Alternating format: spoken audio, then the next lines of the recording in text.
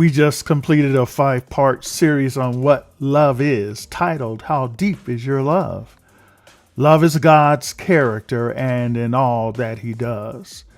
Now we're going to take a look at what is opposite of agape love and who is opposite or in opposition to God and his love. Can you guess what this is? It's called narcissism. What in the world? You may be saying. Yep, narcissism. Let me tell you a story. A beautiful, wise, cherubic being was created and wonderfully gifted by the kings of the universe.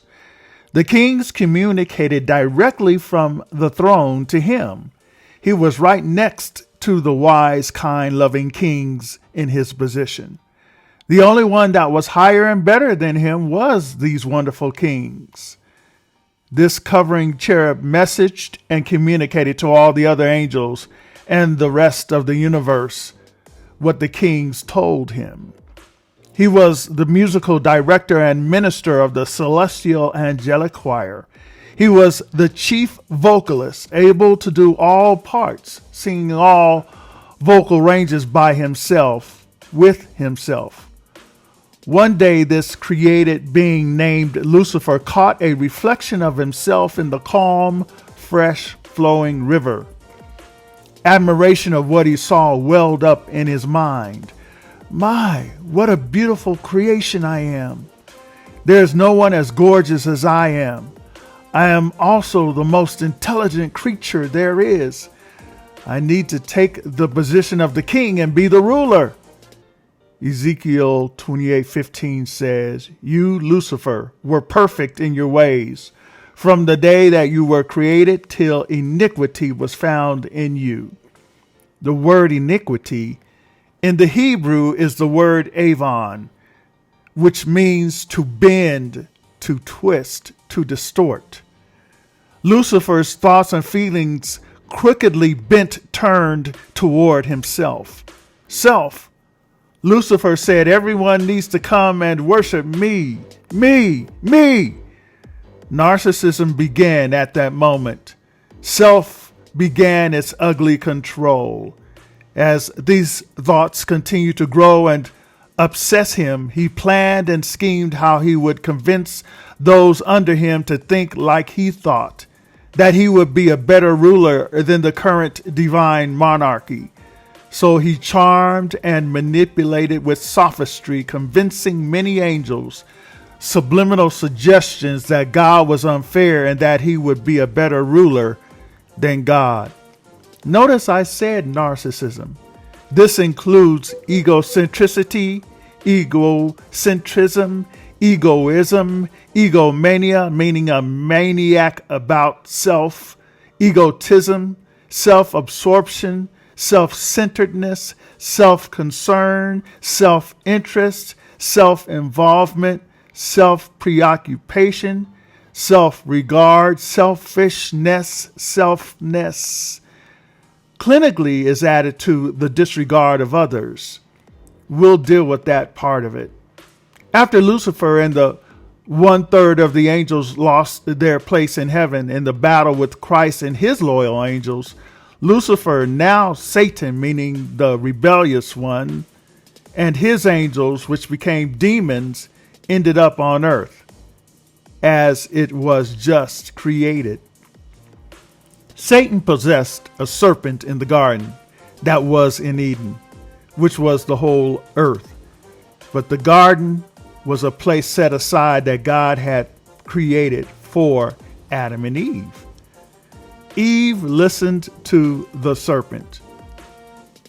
A part of Satan's deception for Eve was couched in these words: "If you eat this fruit, you will be like God." Genesis 3:5. Satan expressed his thoughts and feelings in his temptation. His narcissistic thoughts and feelings were transferred into Eve when she accepted the temptation.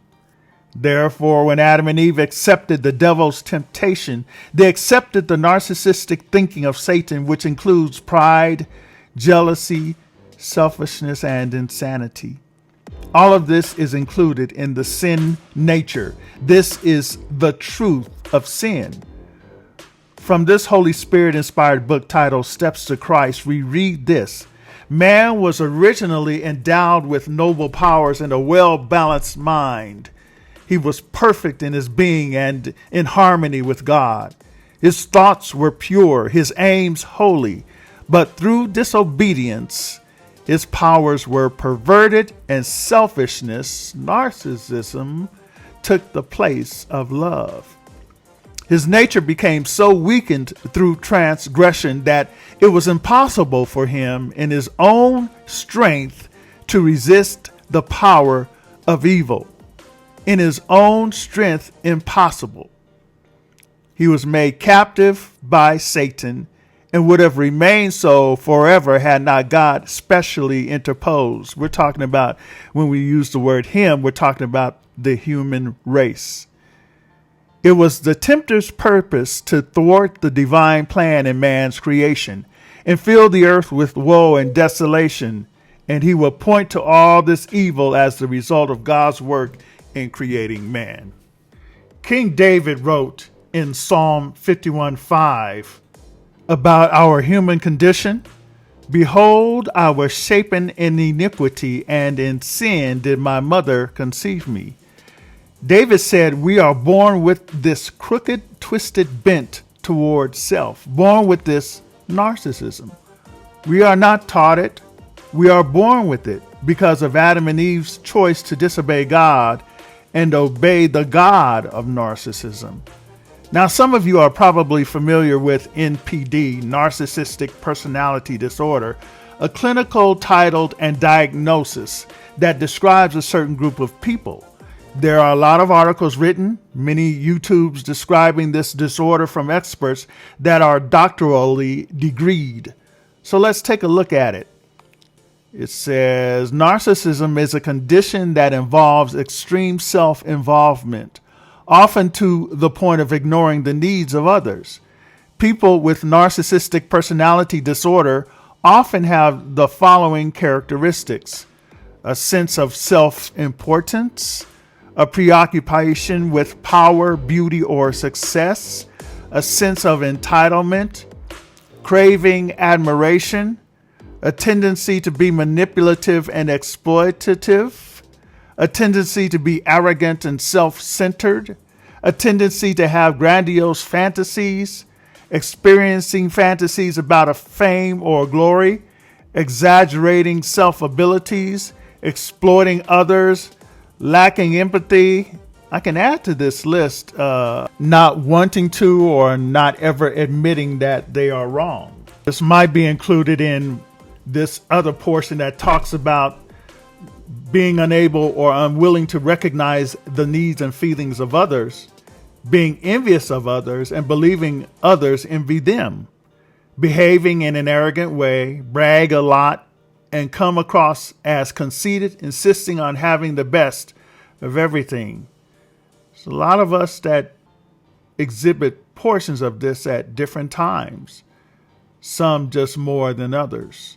Note, a lot of this to a certain extent is encouraged in motivational speeches and sermons.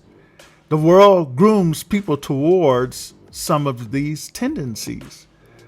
Narcissists are known for being master manipulators and gaslighters. Gaslighting is a type of psychological manipulation that involves trying to make someone doubt their own thoughts, memories, or reality. The goal is to gain power and control over the victim. Gaslighting can occur in many types of relationships, including romantic, platonic, and family, or even at work. Small example, I've had this experience both in a relationship and even at church. I had someone come and tell me because they wanted to do what I was doing, said the Lord told them that I wasn't supposed to be in music ministry or leading out in music, something like that. Actually, the Lord had told me differently. These narcissists are often described as cocky, selfish, patronizing, and demanding. When in love, quote unquote, narcissists may become obsessed with being adored and admired by their partners. They may shower their partners with compliments and gifts or attempt to manipulate them through grand gestures, trying to keep their partner under their deceptive control. This was just one description. When you hear or read the descriptions of this narcissistic disorder, they all run in the same direction. According to Psychology Today, there are two faces of narcissism: grandiose and vulnerable.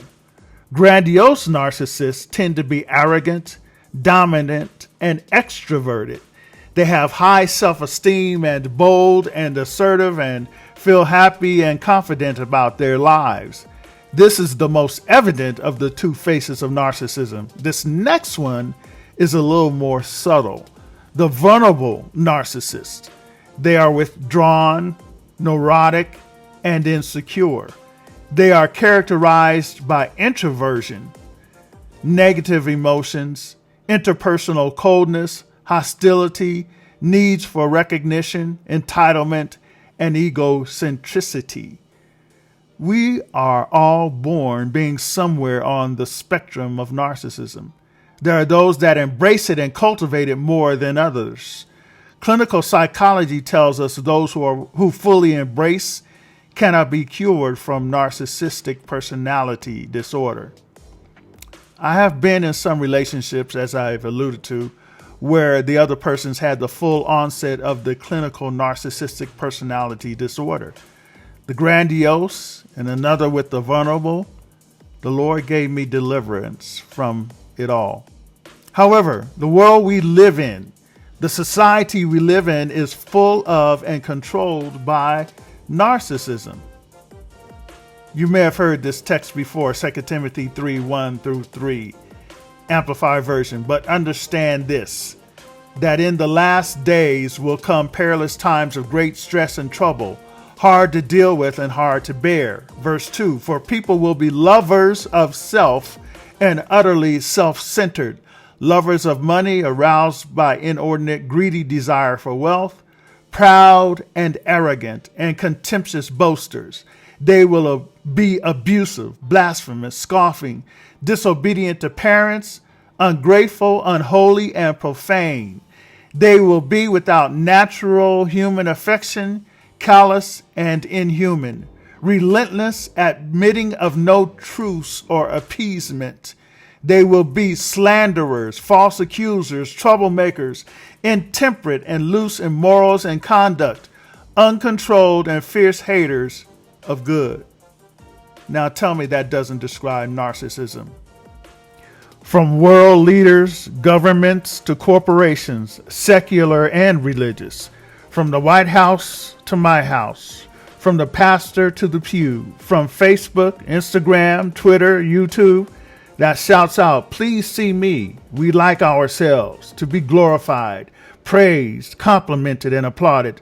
See my family, love me, see what I've done, see how good I am. I'll do good for you as long as I receive some benefit from it, even if it is just credit or attention. There's a cure for this.